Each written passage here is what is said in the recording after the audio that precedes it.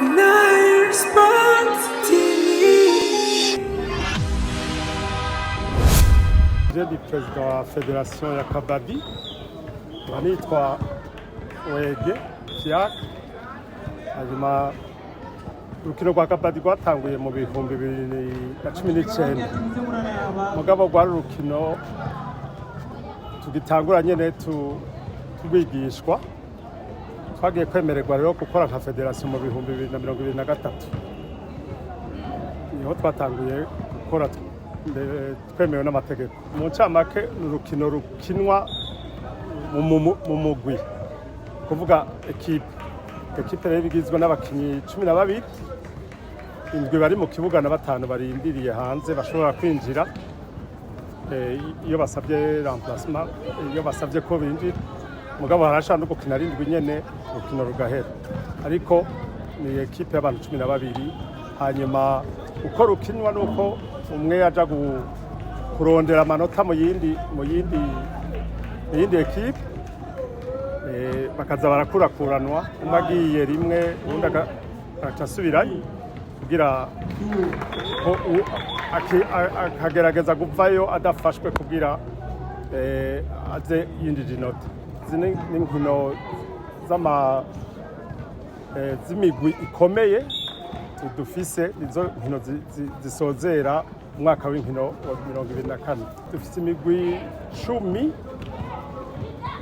myinshi ni hano Bujumbura, si Bujumbura mu gisagara ca Bujumbura hejuru y'igisagara, ko hariyo imigwi ishika 6, hakaba imigwi yo mu gisagara 2, hakaba n'umugwi wo mu Rumonge Amagara. Twatanguriye mu bajene kuba ari bo bakinonotse kandi bovyumva n'ingoga. Uko tuzogenda turatera imbere niko urukino tuzorushira mu migwi.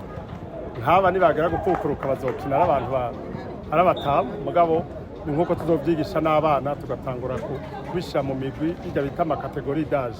Uko tuyimvira ingene twoshobora kurukwiragiza mu gihugu cose, cyane cyane tucishije mu mashure, ko niho hari urwaruka rwinshi. Tuko turatunganya ingene kwigisha abarimu bigisha bya sport mu mashure kugira badufashe kugira imigwi mu maprovinsi yose y'igihugu. Nk'umugwi serukira igihugu turamaze kuja mu Uganda rimwe, baradutumiye mu mwaka weze ntitwashoboye kugenda mu nkino za Afrika kubera uburyo buke. N'ubu hari inkino ziteguwe vuba muri Tunisie, hazobera inkino z'imigwi aserukira ibihugu mu bakobwa ziri muri ukwezi kwa 6. Niho ravuga neza amatariki, ushobora kuba no mu kwindwi. Iz'abahungu nazo nyene barazitegekanya mu kwindwi canke mu 8 muri Kenya. Aho uburyo nibwaboneka tuzogerageza tushikeyo, natwe twerekana ubuhinga, mbere turonkere n'ubuhinga ku bandi. Abakunzi b'inkino muri rusange tubasaba ko bokwijukira Kabaddi, kuko Kabaddi murabona ko ari umukino uryoshe kandi udasaba ibintu byinshi. Ushobora gukinwa n'abantu benshi kuko ukinirwa ahantu hato kandi nta bikoresho bisaba.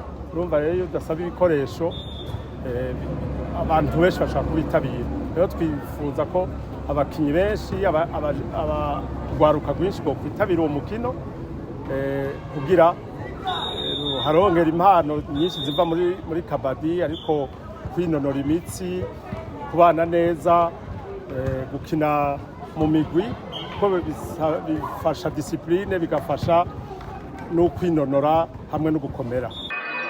Nair Sports TV.